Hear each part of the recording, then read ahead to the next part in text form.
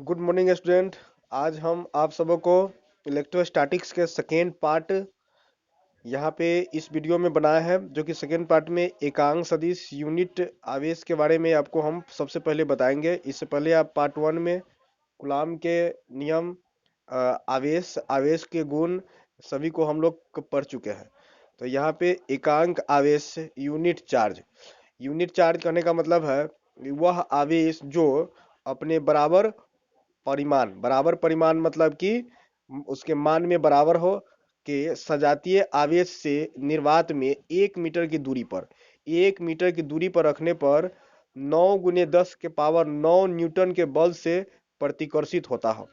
9 Newton के बल से प्रतिकर्षित होता हो, ऐसे आवेश को हम लोग बोलेंगे एकांक आवेश।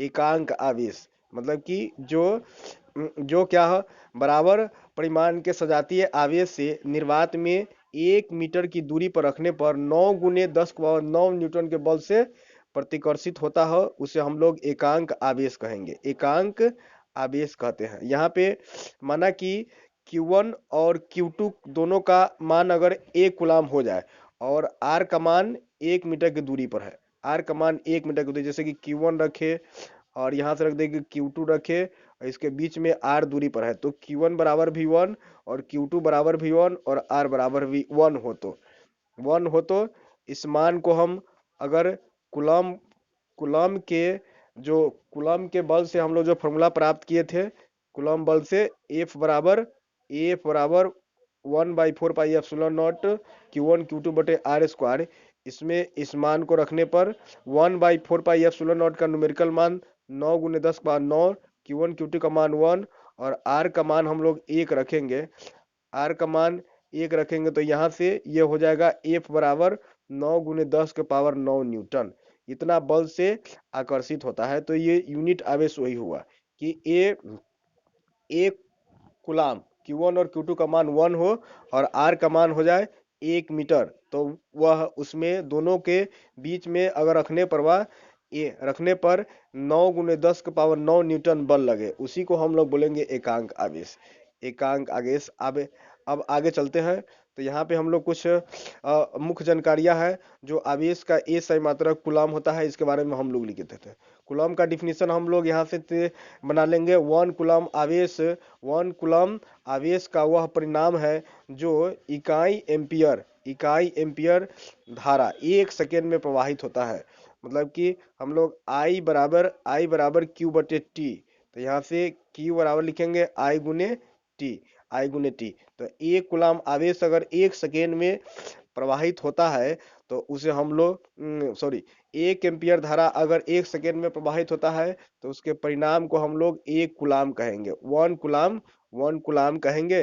अर्थात 1 कूलाम बराबर 1 कूलाम बराबर 1 एम्पियर सेकेंड होता है।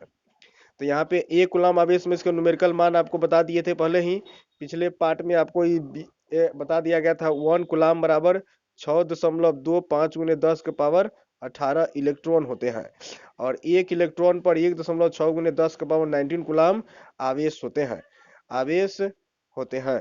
तो यहाँ से आपके कुछ न्यूमेरिकल वैल्यू यहाँ पे निकाल दिया गया कि माइक्रो मतलब आपको देख लीजिए, 1 माइक्रो कूलाम बराबर 10⁻⁻6 कूलाम, 1 नैनो कूलाम बराबर 10⁻⁻9 कूलाम, 1 पिको कूलाम बराबर 10⁻⁻12 कूलाम होता है। तो यहाँ से कूलाम के नियम की सीमाएं क्या है, इसके बारे में हम जानते हैं। कूलाम के नियम केवल बिंदु आवेशों के लिए सही है। कूलाम के नियम केवल बिंदु आवेशों के लिए सही है। यह दूसरा नंबर में आपको देख लीजिए, कूलाम बल केंद्रीय बल है क्योंकि ये बल आवेशों के मिलाने वाली रेखा के अनुदिश लगता है। दो आवेशों के बीच में मिलाने वाली जब रेखा होती है उसी के अनुदिश यह बल लगता है, इसलिए यह केंद्रीय बल है और वैद्युत बल भी है। कूलाम बल केंद्रीय बल और वैद्युत बल दोनों है। तो यहाँ से 3 नंबर में कूलाम का बल एक अन्योन्य प्रतिक्रिया व्यक्त करता है जो न्यूटन के तृतीय गति के नियम के अनुरूप है। अन्योन्य प्रतिक्रिया व्यक्त करता है, इसमें आकर्षण या प्रतिकर्षण का बल होता है, इसलिए यह न्यूटन के तृतीय गति नियम के अनुरूप माना जाता है। चौथा नंबर में आपको गुरुत्वाकर्षण बल में केवल आकर्षण बल होता है, जबकि कूलाम बल में स्थिर वैद्युत बल एवं आकर्षण स्थिर वैद्युत बल आकर्षण या प्रतिकर्षण दोनों होते हैं। आकर्षण या प्रतिकर्षण दोनों होते हैं। आकर्षण या प्रतिकर्षण दोनों होते हैं। दोनों प्रोटॉनों के बीच लगने वाले वैद्युत बल गुरुत्वाकर्षण बल से 10 के पावर 36 गुना अधिक होता है, जबकि इकाई इलेक्ट्रॉनों के बीच वैद्युत बल गुरुत्वाकर्षण बल से 10 के पावर 42 गुना अधिक होता है। यह कूलाम के नियम के कुछ सीमाएं हैं जो आपको आगे आपका मुख्य टॉपिक है कूलाम बल का सदिश। कूलाम बल का सदिश रूप। कूलाम के बल का सदिश रूप हम लोग कैसे निकालेंगे? तो थ्री डायमेंशनल में हम लोग पढ़े थे। थ्री डायमेंशनल शेप में यहाँ पे एक्स अक्ष हो गया, यहाँ पे वाई और यहाँ पे जेड। तो अगर हम एक्स अक्ष से दो रेखा ऊपर की ओर लेते हैं, दो रेखा लेते हैं, यहाँ पे एक बिंदु ए मान लिए, ए हो गया और दूसरा बिंदु बी हो गया। तो ए पर वह Q1 आवेश और बी पर Q2 आवेश अगर दे दिया जाए, Q1 आवेश और Q2 आवेश दे दिया जाए, जो कि आपको यहाँ पे फिगर में कंप्लीट दिख रहा है। ए पर Q1 आवेश और बी पर Q2 आवेश दिया जाए, तो ओ बिंदु से ओ ए की दूरी r हो गया और ओ से ओ बी की दूरी r2 हो गया। यहाँ पे r1 और ये r2 हो गया, r1 और r2 हो गया। तो Q1 पर F12 बल विपरीत में लग रहा है और B से इधर की ओर बल F21 लग रहा है। तो यहाँ से R12 A एवं B बिंदुओं के बीच में जो Q1 आवेश है, Q1 और Q2 आवेश है, उसके बीच की दूरी हम लोग R21 बराबर घटा के निकाल लेंगे, R2 माइनस R1 यहाँ पे आपका हो गया, R2 माइनस R1 यहाँ पे दिखाया गया, R2 माइनस R1।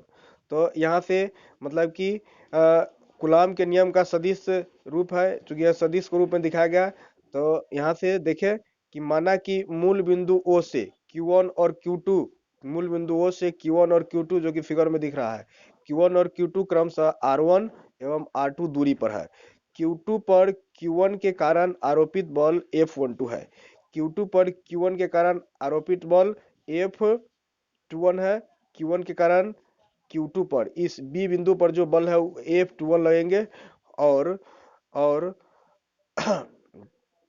Q1 पर Q2 के कारण आरोपी बल F12 है, तो यहाँ पे F12 लगेंगे।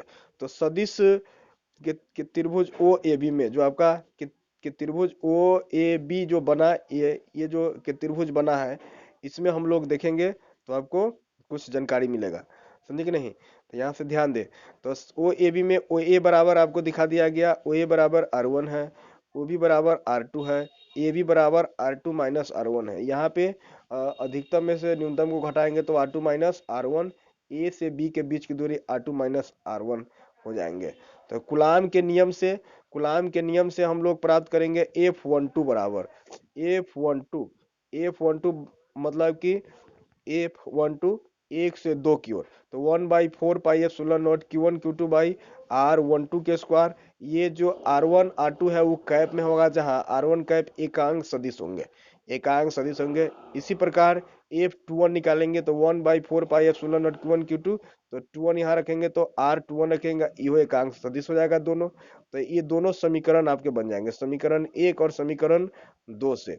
समीकरण 1 एवं समीकरण 2 से, चूंकि यहाँ पे आपको सजेशन दे दिया गया कि R21 R12 अगर दोनों को हम विपरीत दिशा में लेंगे तो ये एक दोनों के ही विपरीत दिशा में होगा, तो विपरीत होंगे तो यह इसका साइन विपरीत हो जाएगा, ऋणात्मक हो जाएगा। तो R21 R12 बराबर है, इसलिए समीकरण 1 एवं 2 से F12 बराबर माइनस में F21 हो जाएंगे। तो ये बराबर बल वहां पे आपको, लेकिन विपरीत परिणाम में, अर्थात दोनों बल परिणाम में बराबर है लेकिन दिशा में विपरीत है।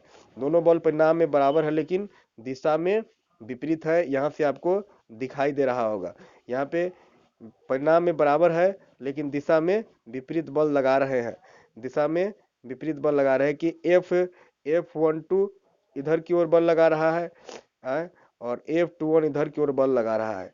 तो ये हो जाएंगे दिशा में विपरीत बल लगा रहे हैं। तो ये कूलाम के नियम का सदिश रूप हो गया। कि परिणाम में बराबर होंगे लेकिन दिशा में विपरीत होंगे। तो चलिए आगे हम लोग अब समझते हैं अ, अध्यारोपण का सिद्धांत। अध्यारोपण का सिद्धांत, principle of superposition. Principle of superposition. अध्यारोपण के सिद्धांत के अनुसार, अध्यारोपण के सिद्धांत के अनुसार किसी आवेश पर आरोपित किसी आवेश पर किसी आवेश पर आरोपित अनपरिणामी वैद्युत बल उस आवेश पर लगे स्वतंत्र बलों के सदिश योग के बराबर होता है। स्वतंत्र बलों के सदिश योग के बराबर होता है। स्वतंत्र बलों के सदिश योग के बराबर होता है। जैसे अर्थात यहाँ से अगर समझा जाए कि अगर बहुत सारे आवेश यहाँ पे Q आवेश है और इस पर बहुत आवेश Q1 Q2 Q3 Q1 Q2 Q3 Q4 Q5 ऐसे करके आवेश लगे हुए हैं, लगेंगे तो सब पर F1 बल, F2 बल, F3 बल, F4 बल, F5 बल, विभिन्न प्रकार के बल इस बिंदु पे लग रहे हैं। तो यहाँ पे ये जो बल यहाँ पे लग रहे हैं तो ये सभी बल जो लगेगा इस आवेश पर सदिश योग के बराबर होगा। इस आवेश पर सदिश योग के बराबर होगा। तो नीचे से आप समझिए, माना कि Q के निकट Q1 Q2 Q3 विभिन्न प्रकार के आवेश हो तो Q पर इन आवेशों के कारण लगा वैद्युत बल क्रमशः F1 F2 F3 F1 F2 F3 है। तो अध्यारोपण के सिद्धांत से F बराबर जो वहाँ पे Q आवेश पर जो बल लगता है उस सभी बाहरी बलों के योग के बराबर होते हैं। इसलिए F बराबर F1 plus F2 plus F3। अध्यारोपण का सिद्धांत यही कहता था कि एक ही बिंदु पर अगर Q आवेश हो, यहाँ पे Q आवेश हो तो इस पे जो बल लग रहे हैं उस सभी बल का परिणाम इस F बल पर सभी बल का परिणाम सदिश योग के बराबर होते हैं। तो F बराबर आपको हो गया F1 F2 F3। ऐसे करके अध्यारोपण का सिद्धांत आपको समझ में आ गए होंगे। नेक्स्ट पॉइंट है अनेक बिंदु आवेशों के कारण किसी एक बिंदु पर वैद्युत बल। अनेक बिंदु आवेशों के कारण किसी एक बिंदु पर वैद्युत बल, ये भी अध्यारोपण के सिद्धांत से ही आपको समझ में आ जाएंगे। तो यहाँ पे मान लीजिए कि माना कि ओ मूल बिंदु है, ओ यहाँ पे मूल बिंदु है जिस पर Q1 Q2 Q3 स्थित है। तो यहाँ पे सदिश R1 R2 R3 अगर विभिन्न प्रकार के दूरियों पर ये आवेश स्थित हो तो आवेश Q2 के कारण Q1 पर बल, आवेश Q2 के कारण Q1 पर बल, तो हम लोग यहाँ पे बल कूलाम के नियम से प्राप्त करेंगे। F12 बराबर 1/4πε0 Q1 Q2 बटे R स्क्वायर, जहाँ R1 R2 एकांक सदिश माने जाएंगे। आवेश Q3 के कारण Q1 पर लगा बल तो 1/3 बराबर 1/4πε0 Q1 Q3 बटे R स्क्वायर, तो यहाँ R3 एकांक सदिश मानेंगे। इस प्रकार इन सभी बलों के को हम अगर एक साथ में जोड़े तो अध्यारोपण के सिद्धांत से हम कहे कि F बराबर F12 F13 F14 dot dot आगे बहुत सारे बल लगेंगे तो वहां पे हम लोग उसको जोड़ लेंगे। तो यहाँ से F12 का मान यहाँ पे रखेंगे तो 1/4πε0 को कॉमन करेंगे, Q1 Q2 मतलब ब्रैकेट के अंदर में रह जाएगा। Q1 को कॉमन कर लेंगे चूंकि Q1 आवेश पर सभी बल लग रहे हैं तो यहाँ पे बन जाएंगे F1 बराबर Q1 बटे 1/4πε0 और अंदर में Q1 Q2 बटे R स्क्वायर।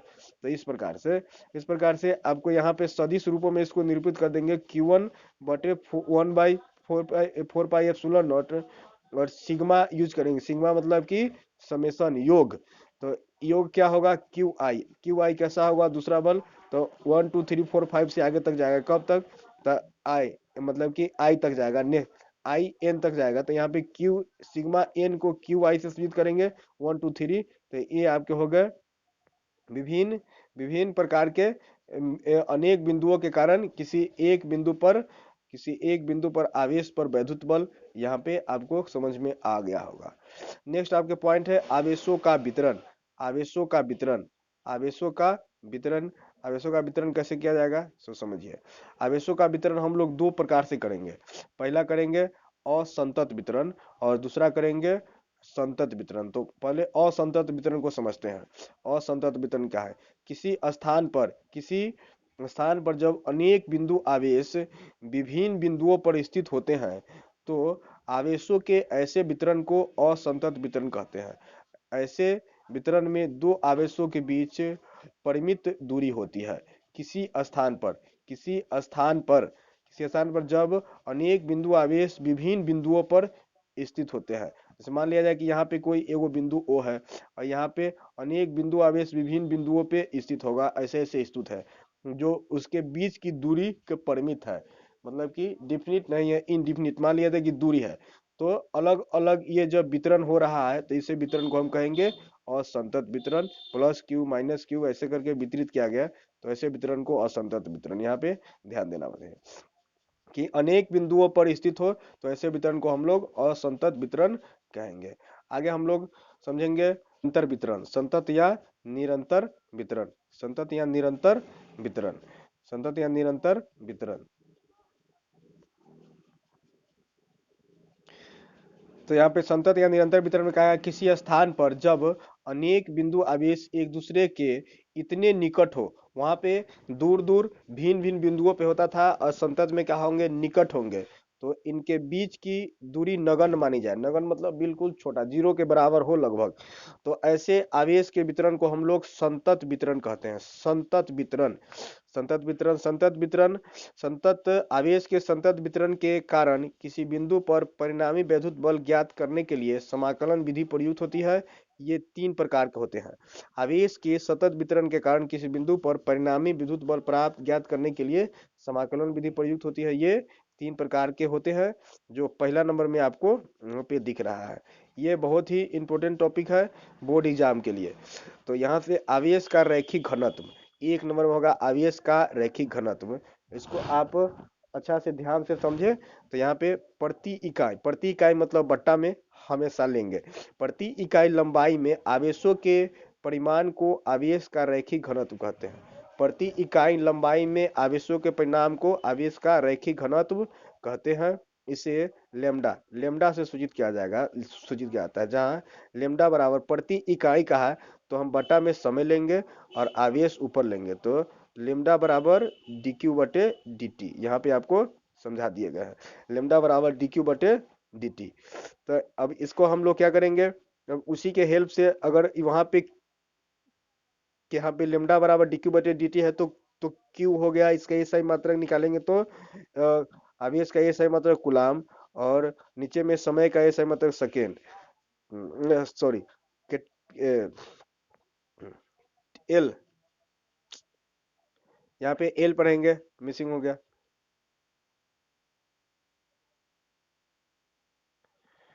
टी नहीं है, एल है, एल पढ़ेंगे। तो चूंकि इकाई लंबाई, तो लंबाई का एसआई मात्रक, लंबाई का एसआई मात्रक हम लोगे मीटर, तो कुलाम मीटर इनवर्स इसका हो जाएगा, और बीमा कुलाम का हो जाएगा एटी, और लंबाई का हो जाएगा एल, लंबाई का एल तो लिखेंगे एल इनवर्स, तो आपका बीमा हो जाएगा।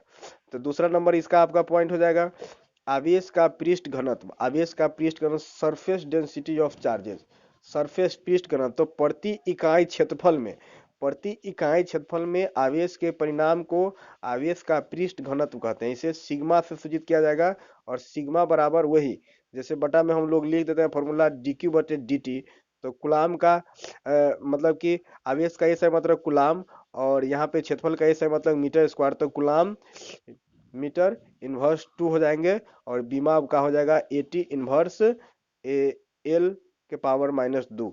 तो यहाँ से नेक्स्ट पॉइंट आपको हम दिखाते हैं कि तीसरा नंबर जो है हो जाएगा आवेश का आयतन घनत्व।